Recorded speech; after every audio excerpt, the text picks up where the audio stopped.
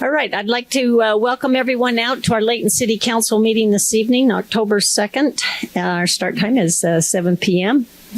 And as customary, we'd like to start out the meeting with a prayer and a pledge, or a pledge and a prayer. However, Ms. Councilmember Smith Edmondson decides to conduct it. We take turns each month, and tonight I'm going to turn the time over to her.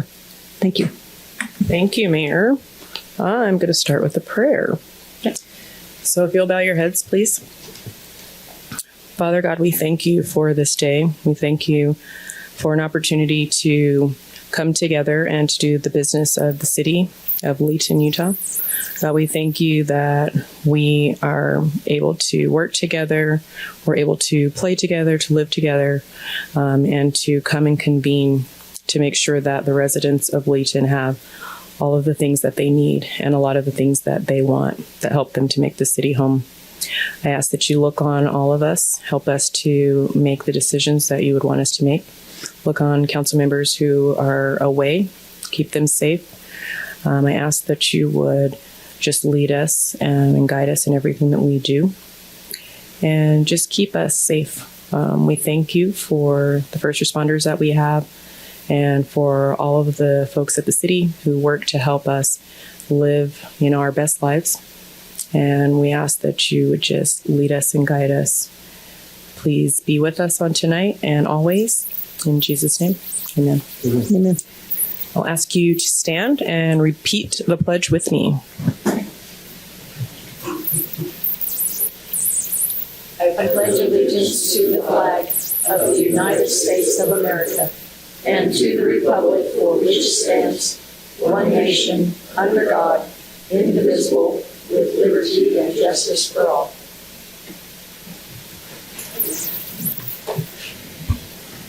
Thank you, Councilmember Smith Edmondson, for a beautiful prayer and leading us in the pledge. Tonight, we don't really have any minutes that we need to approve, so we could go on to our municipal announcements for those that might have some. So, Council, do you have any announcements? Thank you, Mayor. I have a handful of announcements from the Parks and Rec Department. First of all, thanks to a ramp grant, Surf and Swim has a new wave machine, and I've heard it's producing some pretty big waves, so it's great. Takes me back to my high school days, if that means anything. So go enjoy the new atmosphere at the wave pool.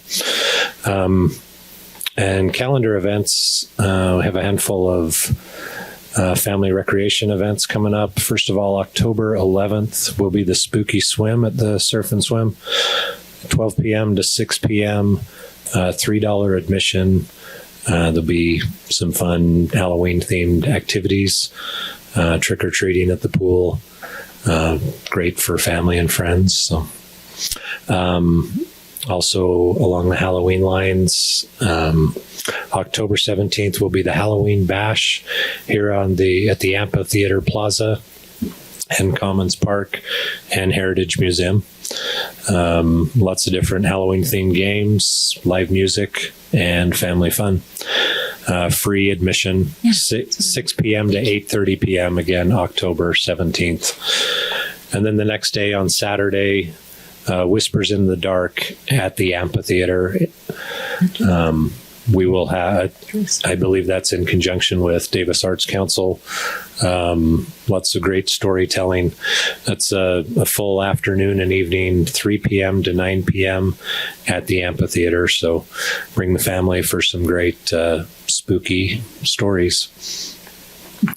And then in November, spots are filling up fast, but the Turkey Bowl is going to happen at Davis Lanes November 22nd. That's a Saturday. They have open times, a few open slots for each. The last I checked, 1 p.m., 2:30, and 4 p.m. So take your family out up to 6 people per lane, and that's $25 per lane. So good bowling for the whole family. And at 4 p.m., there might be a city council challenging another city council in the area. So it should be fun. Thank you, Mayor. Defend our position from last year. Okay. All right. Did you have an announcement as well? Okay. This coming Monday, the Layton Communities That Care and actually the North Davis and South Davis Communities That Care, which cover all of our county, are going to be having a family dinner night. So October 6th from 6 to 8 p.m. It's free for families. It'll be in our Kaysville, so our neighbors to the south, but it'll be at Pioneer Park. And all three of these CTCs are coming together to participate in this. And there are also a couple of prevention events taking place for the rest of that week. All of them are free. And then we do have some classes that are beginning this month. And as I say, every meeting you can go to dbhutah.org to sign up for those. They're free and they offer childcare as well as dinner for you and your family while you're participating in those courses. Okay. Thank you very much. One more announcement that on behalf of myself and the entire council, as well as some citizens here in the city, we want to announce our open house for my hometown. We spoke about it and passed an initiative last council meeting. So now we're actually wanting to stand up what is called our resource center.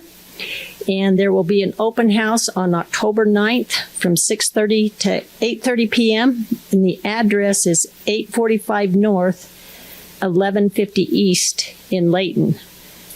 So just to give you kind of a quick geographical location, it's in an LDS chapel behind Fresh Markets. So we hope to have everyone come out and really understand what my hometown is about, but more importantly, to understand and work in conjunction with Communities That Cares as far as a good resource place for not only behavioral health, but all kinds of life skills. And that's the importance of this, and it's open to everyone. There are no barriers here. So please come out and support my hometown.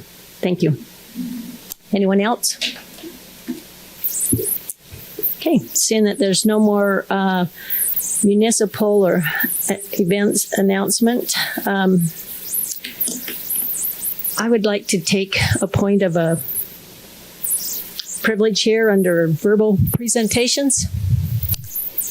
Unfortunately, yesterday we lost one of our longtime residents of Layton, Mr. Ronald Layton. He is a descendant of Christopher Layton. But more importantly than that, he was an employee for Layton City for 34 years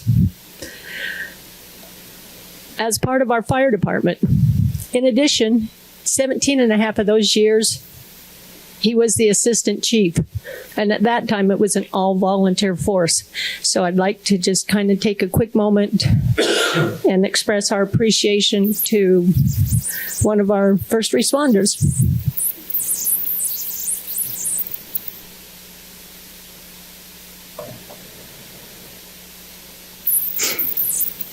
Okay, thank you. I'll now move on to our citizens' comment portion of our meeting. Under the citizens' comment, you're welcome to come up to either one of the podiums here and state your name and what city you're from. And you're welcome to kind of address the council on any topic that's not necessarily on the agenda tonight. And we try to hold those comments to 3 minutes, but certainly, we're not going to, we want to kind of make sure you get your information out to us. So at this time, I'll see if anybody's interested in addressing us.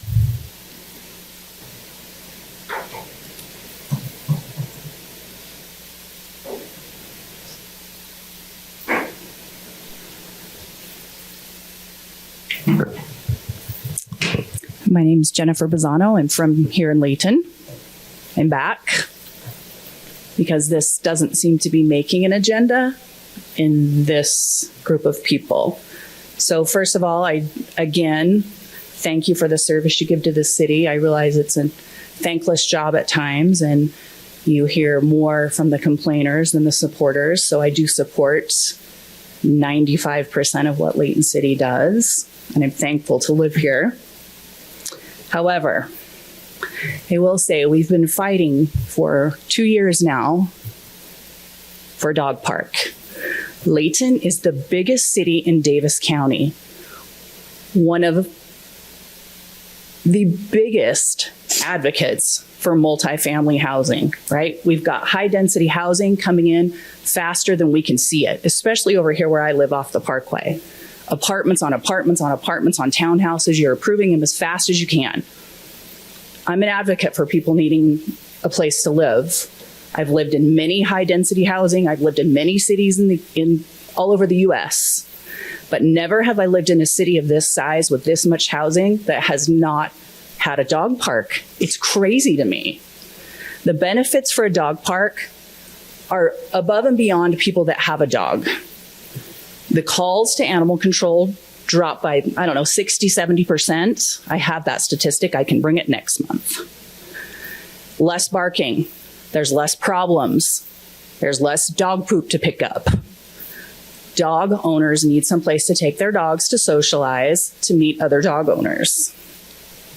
I think it's irresponsible for Layton City to be pushing this out on every other city. Like, that's crazy. Them telling us, well, there's one 20 minutes away in Bountiful. Okay, but Bountiful's dog park is struggling because Layton City, Kaysville City, Farmington City is telling their citizens, go someplace else. Let somebody else's city handle it. That's so irresponsible. The last thing is, somebody mentioned last time we talked about this, that it might deter if we did a trail system, which seems to be very popular and works well in Wasatch County. It's worked great in Summit County. It works great in Salt Lake County. Salt Lake County has tons of trail systems that you can be off leash. Somebody mentioned, well, that might deter other people from coming there. Okay, but these other people have 1,000 places they can go in the city with no dogs off leash. Dogs have nothing. I think we're doing a disservice to a very large portion of Layton's citizens by not putting this on the agenda and actually trying to find a solution. So again, I do thank you for your service. I know it's not an easy job. Thank you. We appreciate it.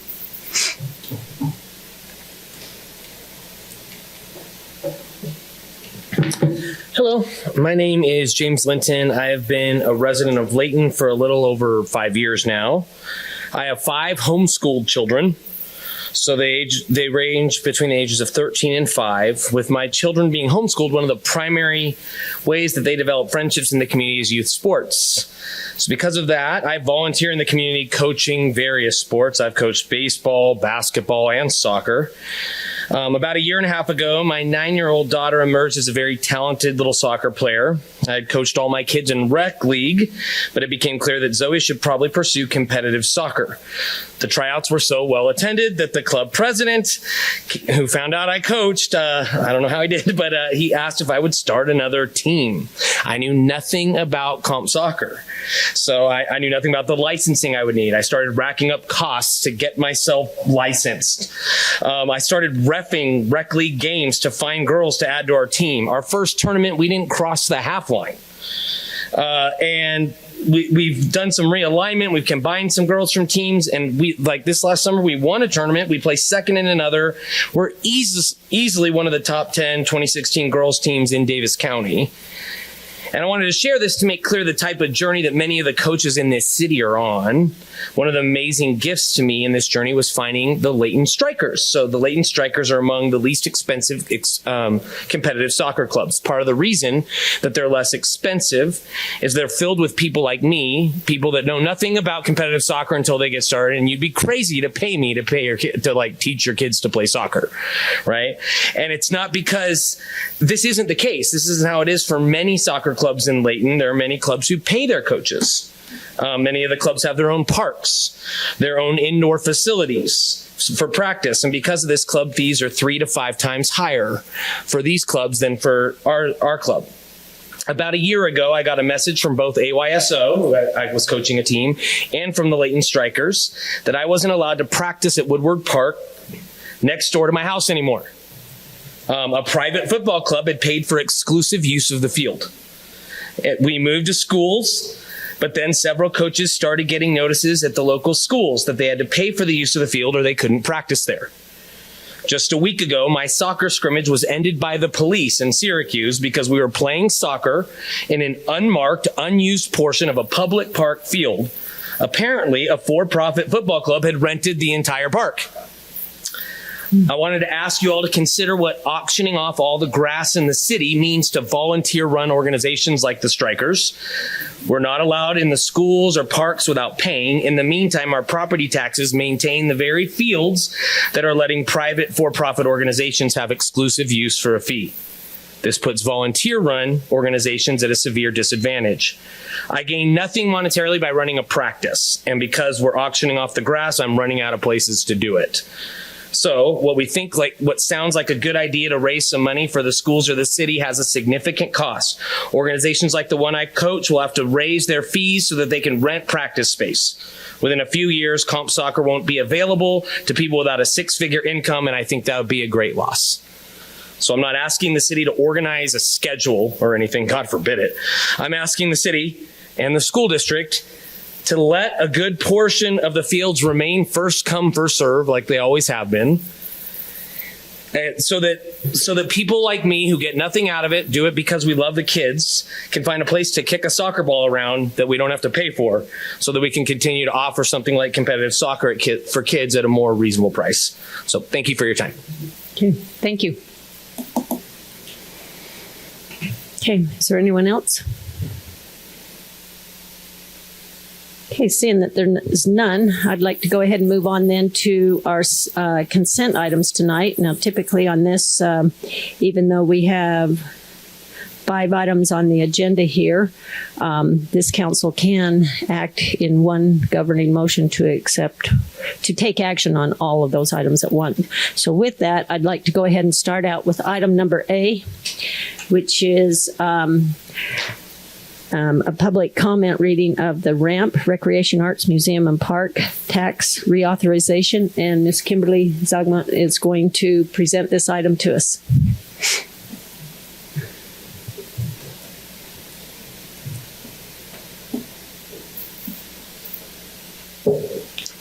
Good evening. So in 2015, Layton City voters approved a local sales and use tax to support RAMP initiatives. For the last 10 years, this RAMP tax has provided 0.1% of 1% sales and use tax paid by residents and non-residents alike who shop in Layton to support recreation, arts, museums, and parks in Layton. 1 penny on each $10 sold in Layton has provided over $17 million in revenues over the last 10 years, used solely to improve recreation, arts, museum, and parks for the benefit of our residents. This 10 years authorization is set to expire. In accordance with Utah Code, the city would like to submit an opinion question to voters to authorize a continuation of the local sales and use tax of 0.1% of 1%. This voter approval or reauthorization will not raise residents' tax rates. Layton City Mayor and City Council support placing an opinion question on the ballot. And as a part of this process, the public is invited to comment regarding the RAMP tax reauthorization, giving an opportunity for both sides of the question to express their opinion. Before opening the floor, I'd like to remind how RAMP has helped shape Layton through our parks by bringing more recreation, arts, and heritage to our community. Tonight, we'll be sharing an overview of the last 10 years from 2016 to 2025, a decade of progress made possible through RAMP. So here's a quick overview of the allocated funding of each year since 2016. We'll be breaking down this information further in upcoming slides, but we wanted to share this overview with you first. In the past 10 years, we've allocated over $17 million to 278 grants. You'll notice that funding levels can vary from year to year, which is dependent upon the amount of sales tax collected in Layton and the number of grants and requested funding each year. This slide breaks things down by category, showing how much total funding was awarded to each area of the RAMP over the last 10 years. I'd like to note that rather than sorting by organization, we categorized each grant based on the project's purpose and how it would be used. For example, while Parks applied for a grant to install a sculpture in Commons Park, what we know as our beloved ducks, because it's a piece of public art, that funding is categorized under art. As you can see, Parks received the largest share of funding overall. That's not surprising when you consider the cost of building public spaces like trails, playgrounds, courts, and other parks amenities. These investments are high impact and highly visible. But you'll also see a strong support for arts and recreation. And that speaks to the community values of creativity, connection, and opportunities to play. And then finally, our museum category reflects how RAMP helps preserve and share Layton's history through exhibits and events. The year-by-year graph gives a quick visual of how category funding levels shifted over time. You'll notice an ebb and flow in larger investments in different categories, which allows RAMP funds to respond to both immediate needs and long-term goals. Altogether, this slide gives us a high-level snapshot of how RAMP funding has been distributed across the areas that enrich daily life in Layton.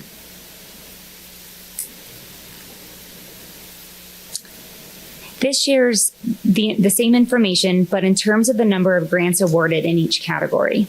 So one of the takeaways here is just how broad and accessible the arts programs have been. With 113 grants, it shows that even small-scale organization and projects have been able to benefit from RAMP. On the other hand, parks facilities tend to receive fewer, but much larger grants due to the size and cost of those capital projects. They may come with a higher price tag, but they serve tens of thousands of people each year and last for decades.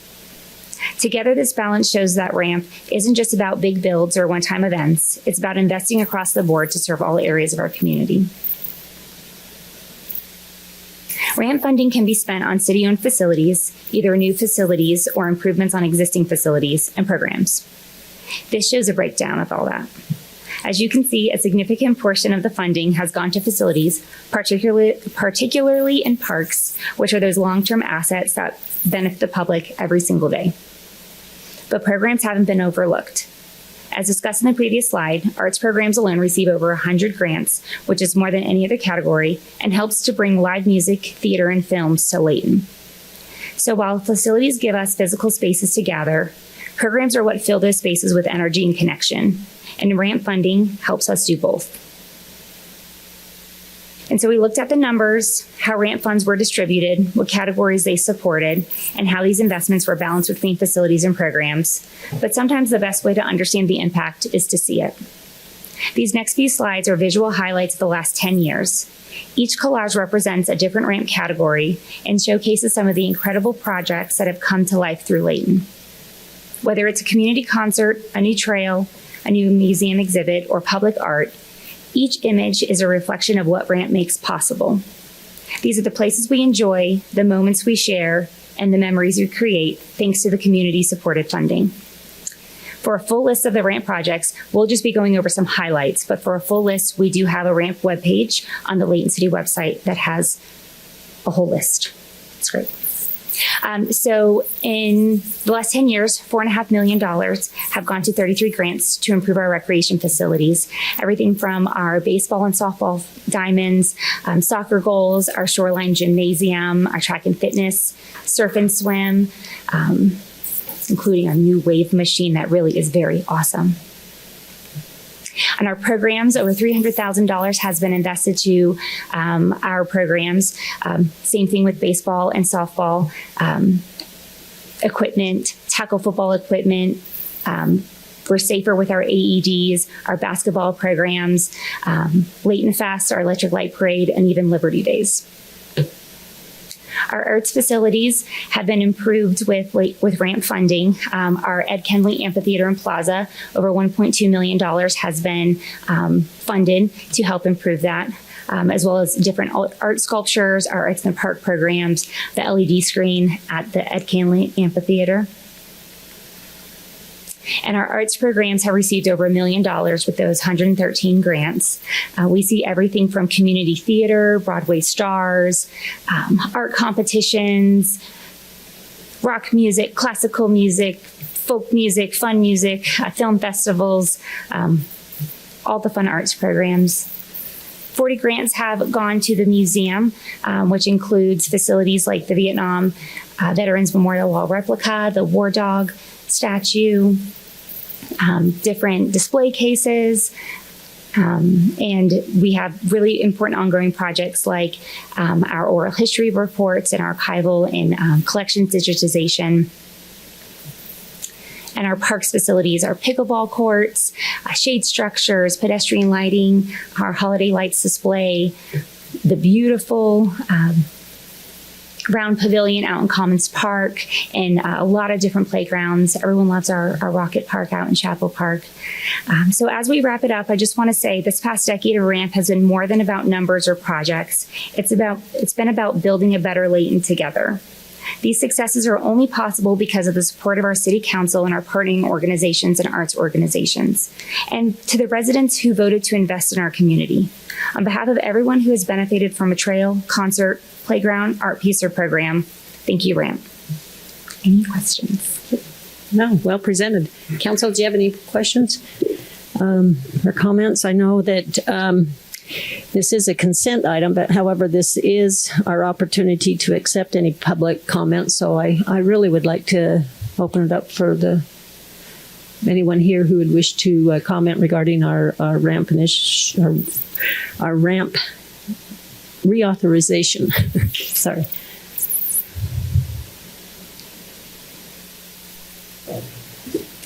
Sure. Just make sure you state your name and your city. Jory Argyle, I'm a Layton resident as well.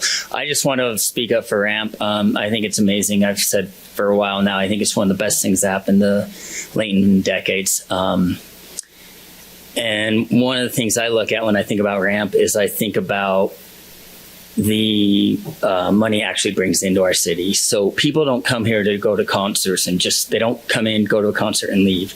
They don't come in, go to plays and then leave. They don't come in, go to our parks and leave, but they come in, they go to all those places and they buy food, they buy fuel, they buy all these things while they're here.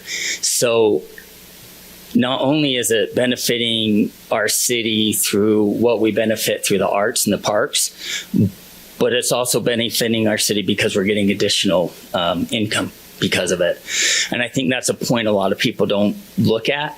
They just hear tax, which it's such a nominal tax. It's tiny and it doesn't affect essential life. But all the additional, the indirect benefits it brings to our city are huge. And so, again, I think what we saw today is gigantic. It's amazing. But then looking at the indirect benefits too, I just hope that people see that and want to kind of share with that. So thank you. Very good. Thank you. Anyone else? Okay, I'll make one clarification here, just so you know that when we speak of the food, it's not on the grocery store foods. It's more on your prepared foods and that folks really from outside of Layton generally come here and kind of enjoy our fine restaurants and that. And also excluded from that is gasoline as well. So, but regardless, it's been a great past 10 years. You can see how well the city has benefited from it. And quite honestly, there's a lot of programming and facilities that we were able to build that otherwise it might not have come about yet. It would have taken us longer to be able to fund it. So thank you to all the residents that have in the past supported this initiative, and I hope going forward that they'll also consider to mark the box with a yes. So, sure. Thank you, Mayor. I just wanted to reiterate that this is a 1 penny out of every $10 in sales tax spent here in the city. So that means spent not just by those of us who live here, but also the people who come to visit. And then lastly, just to remind all of us of all of the things that make us feel like we're at home. A lot of these have been funded by the ramp tax. And I know tax is a scary, ugly word. But if this were not reauthorized, you would not see $17 million in your pocket. You would see 1 penny for every $10. And so for something that is such a small amount to our everyday life, to be able to provide these types of services and programs, I think is a really awesome tool, and I'm thankful that we have it. Just the Parks and Rec alone help me and many other parents throughout the city who like to put their kids in every single rec opportunity to see what sticks and what doesn't without having to spend too much money. So thanks, Ramp. Okay, thank you. Okay, anyone else? If not, I'll go ahead and move on then to item number B of our consent items, which is the plat amendment. And Mr. Weston Apolloni is going to present this item to us. Thank you, Mayor and Council. Before you tonight is a plat amendment for the YAG commercial subdivision. This is located on Main Street, in between Main Street and I-15, and just to the south is, and you can see in the purple, is our MUTOD, which is a mixed use transit oriented zone, which is borders this. The development proposed is in red. The purpose for the amendment is for two existing subdivision to modify two existing subdivisions to create a new commercial subdivision. This is modifying the HIP and the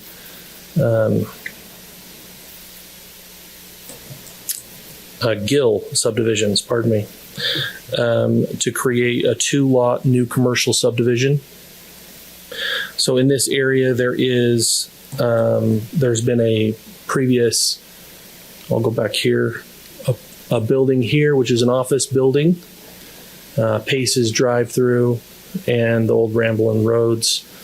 These two buildings have been demolished. Pace's drive-through will stay. This is a storage unit area. This has been demolished as well. The Pace's drive-through will stay located on this lot here, and the remaining lot will be a part of the subdivision lot that will be for the new dealership. The purpose and intent is to put in a new young Kia dealership. On September 9th, 2025, the Planning Commission voted unanimously, on April 22nd, 2025, the Planning Commission granted to approve a conditional use permit for the car dealership. And on September 9th, 2025, the Planning Commission voted unanimously to recommend the City Council approve this plat amendment, the YAG Commercial Subdivision Phase 1, subject to meeting all city requirements. Staff supports the recommendations of the Planning Commission. I'd be happy to answer any questions you may have. Okay, Council, any questions? Mayor, please. I have a question, Weston. Could you speak to the need for conditional use in this area? So like what the zone is and what was the need for conditional use that has been approved since April? Yeah, absolutely. So this zone is the area identified in the red, and the zone moving forward is all zone CH, which is highway commercial zone. And that requires a conditional use approval done by the Planning Commission for specific uses. One of those uses is a car dealership. So we identify specific uses that go in that may have a major impact, and we do a thorough vetting and review and recognize if there's any other additional conditional use requirements that need to be tied to that development before they're permitted and approved.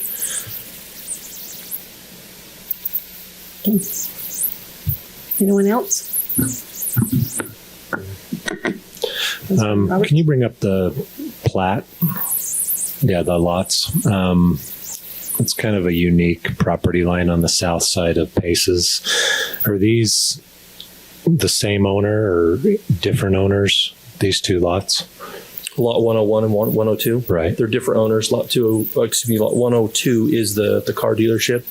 And there are cross-access easements between the two lots to share getting in and getting out. Those.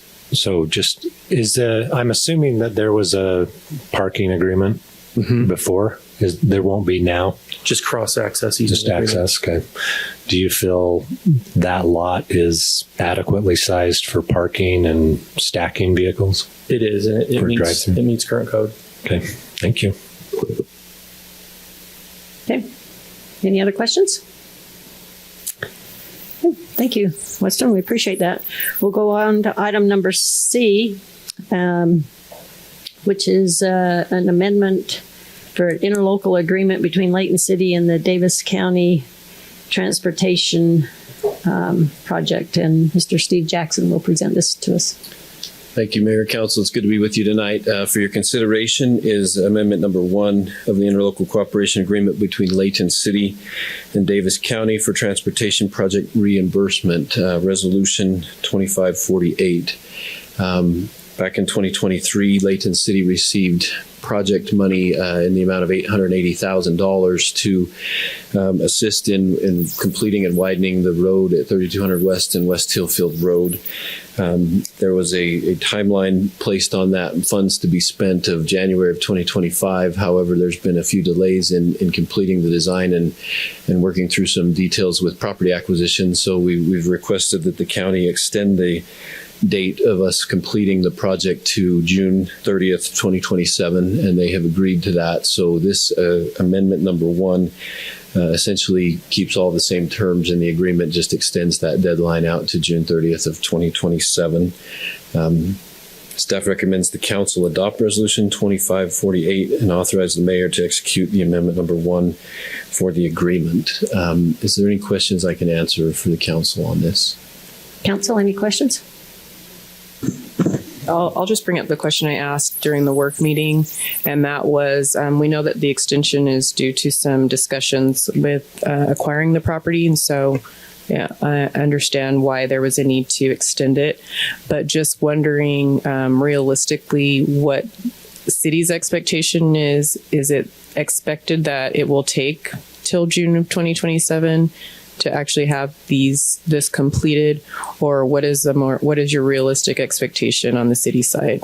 If all goes well, we anticipate sending this out to bid later this year with an early spring construction date, and then constructing it through the summer of 2026. So hopefully we don't need to be into that 2027 timeframe. So that's the anticipation. Hopefully we're close and we're ready to move. We have the design 99% finished. We're just buttoning up some loose ends, and we'll get it out. So, and just have the extra time in case there are any other hiccups. Just in case something happened with the construction or something, they've granted us that extra time. Okay, thank you. Yep. Okay.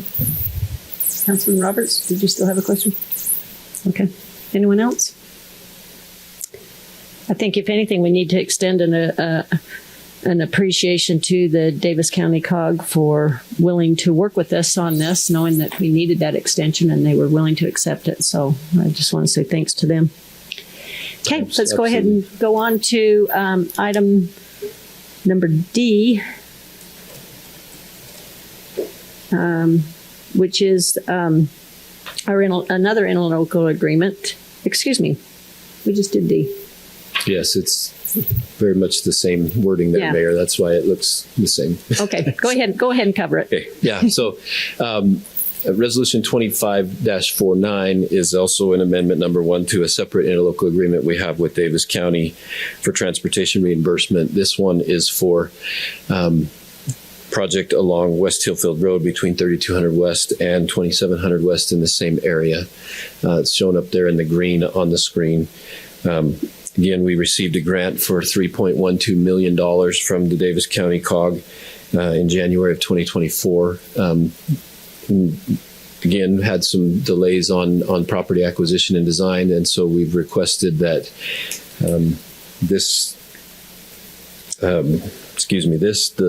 agreement will expire in January of 2026, and with the delay, we requested an extension to the same June 30th of 2027 timeline. The COG has graciously granted us that extension with this agreement, and so we plan to do the same schedule for this. We anticipate bidding both of these projects as one project to have the work completed by one contractor to avoid multiple contractors working in the same area, and we think that'll actually help make the project more successful. So again, the staff recommends council adopt resolution 25-49, authorizing the mayor to execute amendment number 1 to the interlocal cooperation agreement between Layton City and Davis County for transportation project reimbursement. Is there any questions I can answer on this one?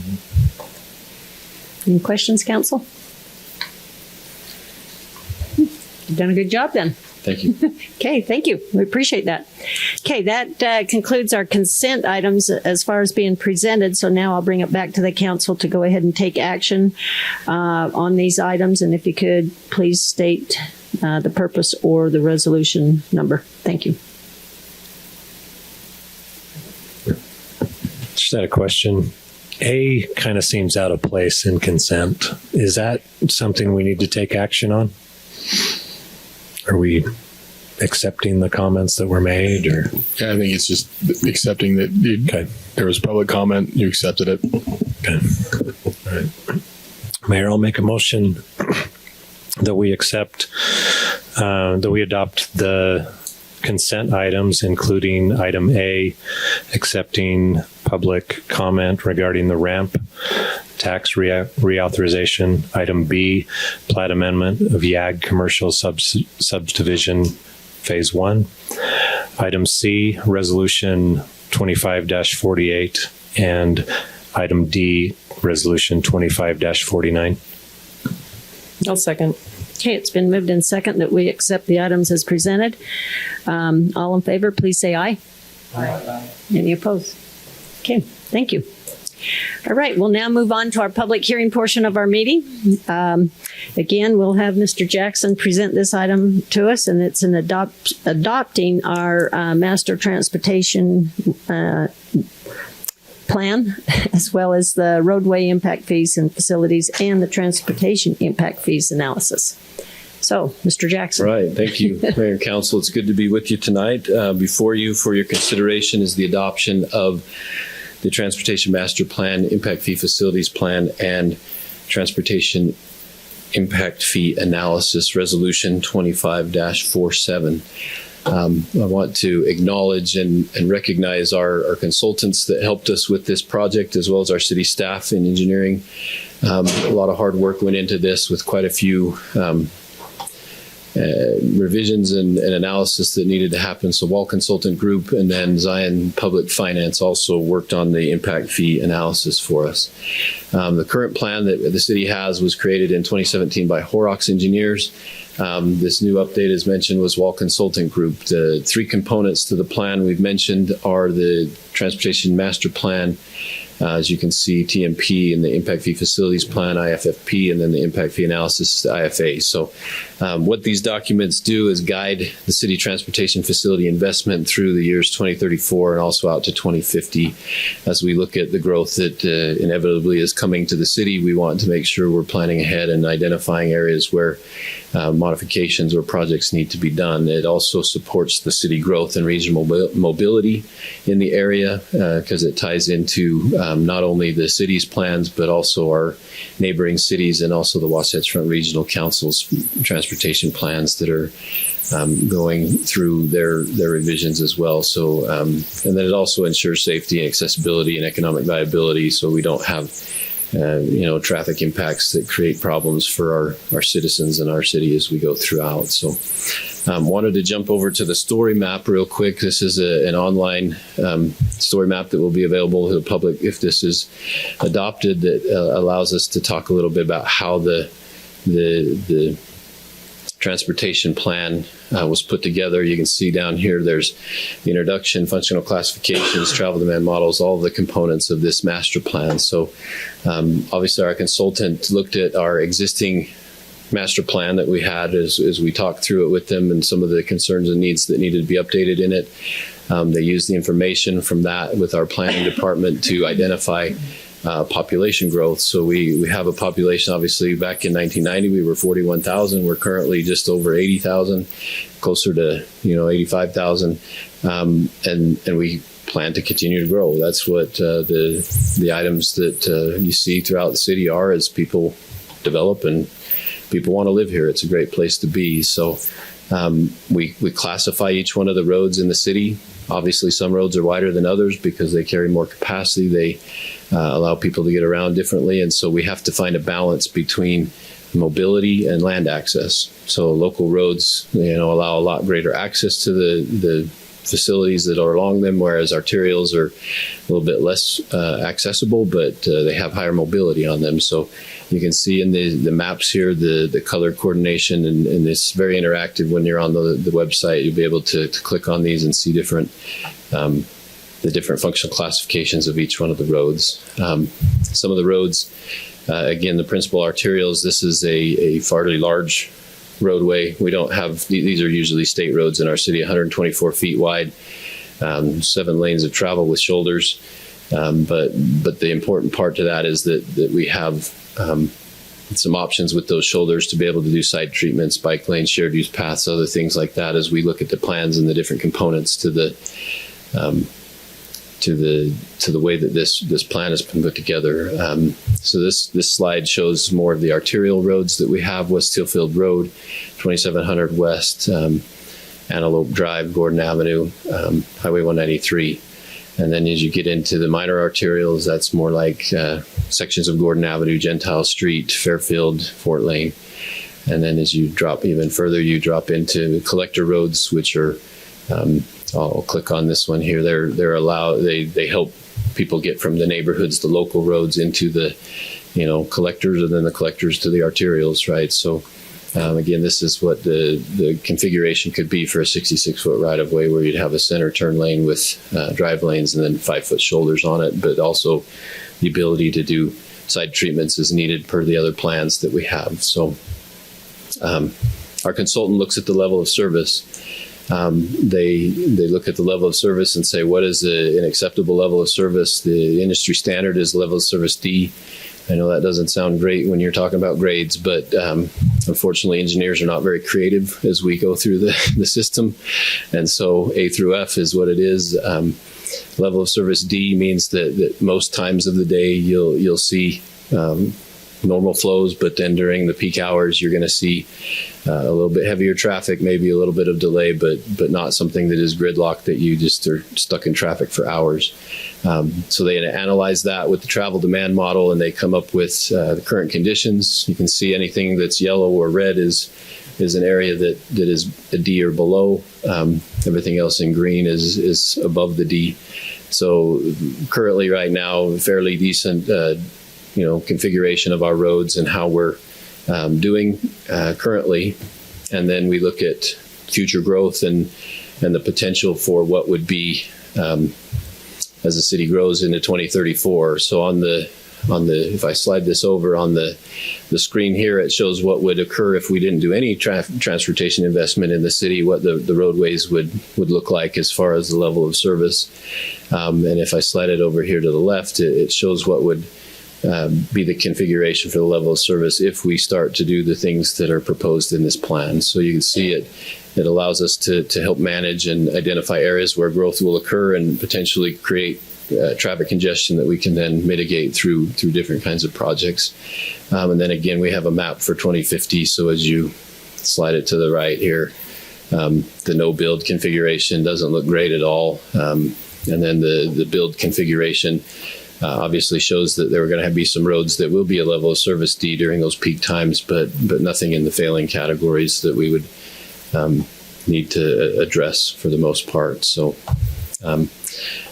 what do they do with all that information? They come back and they analyze where there might be potential issues, and they look at roadway projects that would be able to be completed to help with some of those issues. And so they broke that out into 3 phases for us, basically 10-year windows.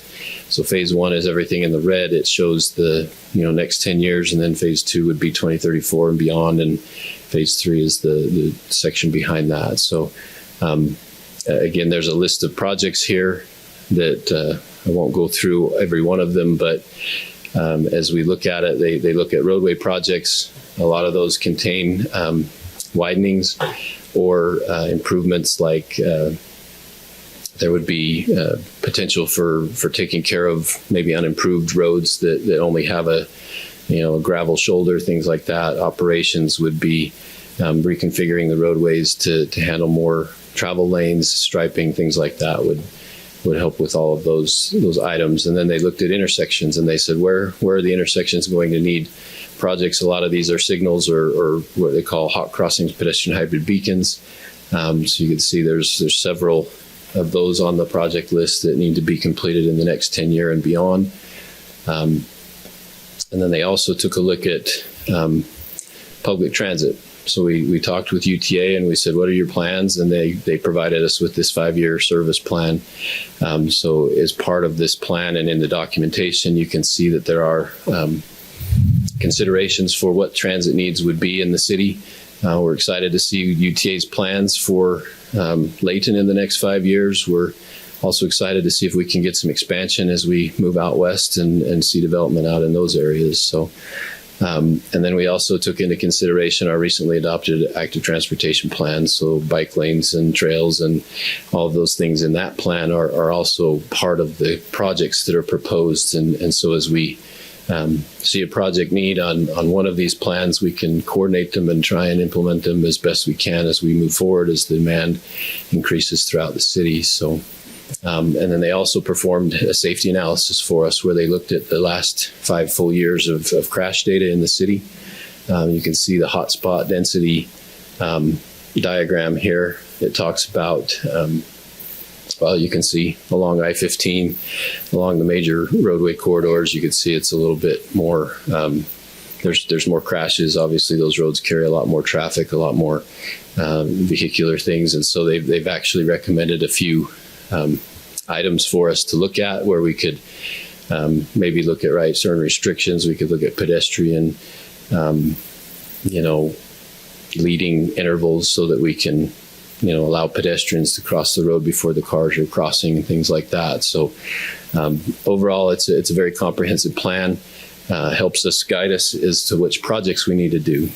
As we jump back over to the presentation for a second, we then take that information and we use it to create what's called the impact fee facilities plan. So as the city grows, the state has allowed us through the Impact Fee Act to charge impact fees to new development that comes into the city. So as we take a look at the impact fees, it identifies roadways that are needed to accommodate anticipated development. It only allows us to include growth-related projects, no existing deficiencies. It complies with the Utah Code for the Impact Fee Act. And it's focused on the 10 years of capital improvements that would be needed as well. The anticipated growth in the city in the next 10 years is just over 122,000 average daily trips. Based on that analysis, we look at that and we say, what do we need to do to be able to, keep our roads at a level of service D or better? So inside that impact fee facilities plan, there's 13 projects with a total cost of $71 million. 11.4 million of that are impact fee eligible, or 12.9 when you factor in inflationary costs. One of the items to note is that there's about $31 million worth of outside funding that we anticipate trying to seek in order to help pay for some of these projects, and then the city would be able would need to cover the remaining amounts of that through the city project funds, and then eventually be able to recoup the impact fees that are spent prior to that 10-year growth window. On the intersection plans, there's 14 projects with $6.2 million in cost. Again, about $2 million of that would be outside funding, and then the rest would be impact fee eligible at the $4.3 million. So what do we do with that? That's part 2. Part 3 is the impact fee analysis. So we take that information from the impact fee facilities plan and we calculate out what the impact fee should be charged on new development as they come into the city. It calculates the fee to ensure that new development pays their proportionate share. Again, complies with the Impact Fee Act. The impact fees are based on the ADT rather than the PM peak traffic. We talked about that a lot in our work meeting last meeting, and talked about what we can do with the plan or with the funds. We have to spend it on items on the list, and they have to be spent or encumbered within 6 years after the fee is paid. We use what's called the ITE codes, which is the Institute of Transportation Engineers code for trip generation, categorizing different uses. They've done studies across the country to determine what uses generate what kind of traffic. The impact fees can be implemented 90 days following an adoption by the City Council, and so that we would ask you to consider is that if this is adopted, that then you also adopt the impact fees for implementation 90 days following this meeting. That would be most likely best to just set the January 5th of 2026 date, as that is the first Monday after the 90-day window. So as you look at all those numbers, all of the money that needs to be collected to spend on these projects, the calculation comes out to $173.37 in per trip, so per daily trip that is generated. So you do the math on that of the 122,414 average daily trips, and this is how it breaks out. So there are existing capacities in our system that we're allowed to charge for. So we've spent money on projects that have created capacity that developers are then using for growth. The new roadways is $105, and then the intersections is about $35 of that. And then there's a little bit of a fund balance, so they get a credit. So that's how the number comes out. With that, you take the trip generation manual and then you put in here the land use codes, and we work closely with our community and economic development department to ensure that the codes that we're using are reflective of the development that we anticipate or that we are currently seeing in the city. And then as you calculate that out, basically, just for time's sake here, you take this 173.37, you multiply it by this adjusted trip rate in this column, and that's the number that you get for the maximum or proposed maximum fee. So you can see for a single family home, it would be about $1,600 that we would charge for that dwelling unit. That's slightly down from the last rendition that we did. There's less projects in this 10-year window than there was in the past, but just kind of a comparison there for you. So you can see there's a long list of these. Want to make sure that we're trying to be fair and equitable with everybody that comes into the city. And so we've tried to be comprehensive in the work that we've done in order to make sure that we're meeting all those demands. I do want to point out as well, there is a procedure in our current ordinances, and it's per state code that there is an appeal process. If somebody doesn't agree with their fee, they can come in and actually appeal that fee based on actual trip generation data. If their business, if they feel like it doesn't reflect what their business is actually doing, don't have a lot of those, but it is an option for somebody if they feel like they don't fit into one of these categories. So with that, staff obviously recommends the adoption of the Resolution 2547, authorizing the Transportation Master Plan, Impact Fee Facilities Plan, and Transportation Impact Fee Analysis to be adopted, with the caveat that the impact fees do not go into effect until January 5th of 2026. After the council takes public comments on this, I'd be happy to answer any questions now or however you'd like to do that, Mayor. So. Okay. Let me start out with council. Do you have any additional questions on this at all? Question. Okay, Mayor. Councilman Mayor? Maybe a couple questions. Once again, thanks for this work. It's fascinating analysis. We just talked about widening, or the project to widen Hillfield Road out west. Mm-hmm. Is that going to move that part of it up a category to the rest of the arterial? I think it's stopped and then. Yeah, basically the plan was that is currently a 3-lane facility. It could go up to the 5-lane eventually. Yeah. And then second, funding. So you all do a great job of finding grants and everywhere, federal, state, like UDOT, the COG, Davis County, all of everywhere. After all that's said and done, it doesn't seem like and we've been in budget meetings, it doesn't seem like, how do we fund our roads? I mean, moving forward, the gas tax isn't helping, it's not keeping up. Your thoughts on funding moving forward? What?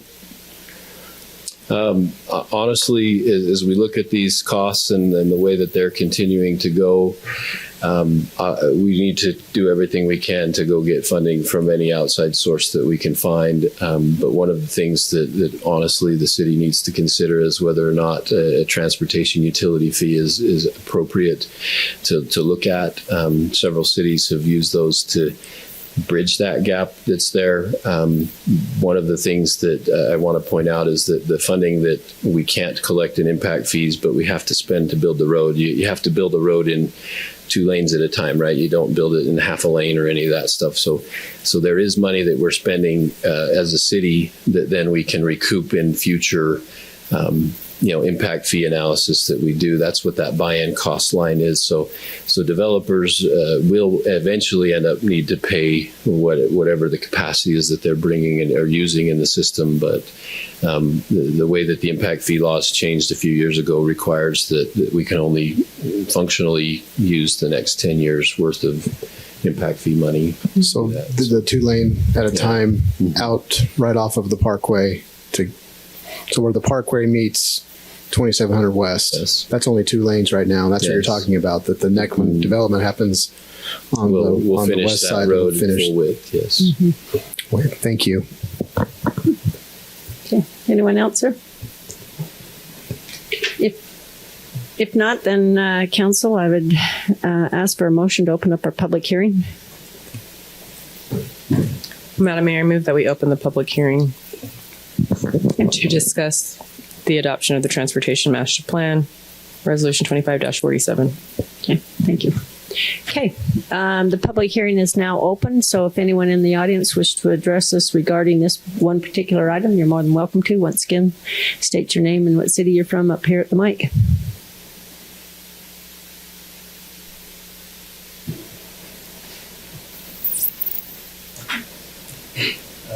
Jory Argyle, West Layton. Guess I got up here more than I planned today.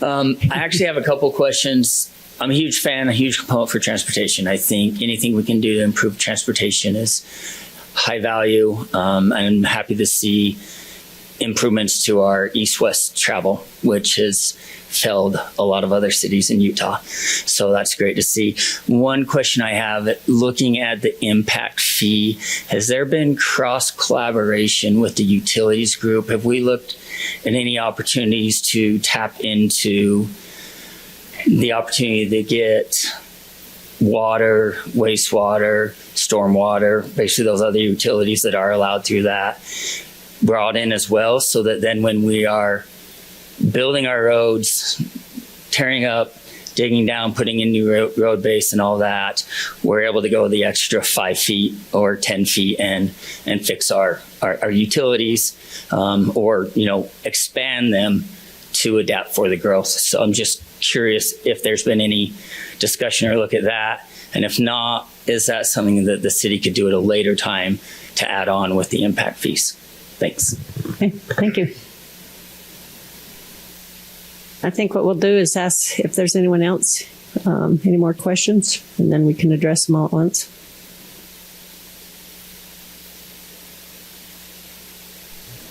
Okay, I don't think we have any more questions. So, Mr. Jackson, do you want to go ahead and answer that one since that's right in your department? Thank you for that question. Yes, the answer to that is that we actually do have impact fees for storm drain, water. We're discussing a sewer impact fee that we're planning to bring back to the city council to review as well. In the past, we haven't needed one of those. With the growth we're seeing, we might need to consider that. But yes, we do try to make sure that on every project that we have in the city, we're judicious with what we do, and if we're going to remove the pavement on a road, we certainly want to look at those utilities, especially existing ones, and make sure that we're replacing those so that we don't cut a brand new road that is constructed. A lot of these projects are either growth related, so they're widening, so it's existing pavement or whatnot. But any brand new road, obviously, we would put brand new utilities in, and any existing road, we would look at the condition of those before we ended up doing the project and collaborate on the budgeting to request the appropriate funding for that. So, Thank you. thank you. We appreciate that. Okay. If there's no other comments, then I'll go ahead and bring it back to the council for action. So they'll need to close the public hearing and then take action on Resolution 25-47. Madam Mayor, I move that we first close the public hearing and adopt Resolution 25-47, the adoption of the Transportation Master Plan, Roadway Impact Fees, Facilities Plan, and Transportation Impact Fee analysis with the effective date is January 5th, 2026 for the impact fees. Okay, perfect. I'll second. Okay, it's been moved in second that we adopt the plan as presented. Being that this is a public hearing item, I'll do a roll call vote on this. Start out with Councilmember Roberts, Yes. Councilmember Morris, Aye. and Councilmember Smith Edmondson. Just before I vote, I just want to thank Steve and crew for putting that plan together. I did ask in the work meeting that this would be one of those plans that would be accessible on the city site or from the city site, so the public has access to it. And Steve confirmed that even the interactivity of that would be accessible to the public, which is really awesome. We get a lot of questions about traffic and roads and all of the things. And I did highlight last meeting that yellow D that says unstable, that seems to be the standard, maybe needs to have a new name, because D and yellow doesn't look very good to people when they're trying to drive. But this is a resource that will help all of us be able to see like what's happening and how things are moving. So with that, I vote aye. Okay, thank you very much. That's a unanimous vote, so the master plan has been accepted. Yeah, that's also the last item on our agenda for tonight. And at the same time, I do want to acknowledge the fact that I did have 2 requests for council members to not be present tonight due to personal information that they needed to deal with. So with that, I do want to excuse them. And we've got a group of boys in the back here. I'm just curious. Why don't you have a spokesman come up and tell us your purpose of being here and what you've learned tonight or whatever.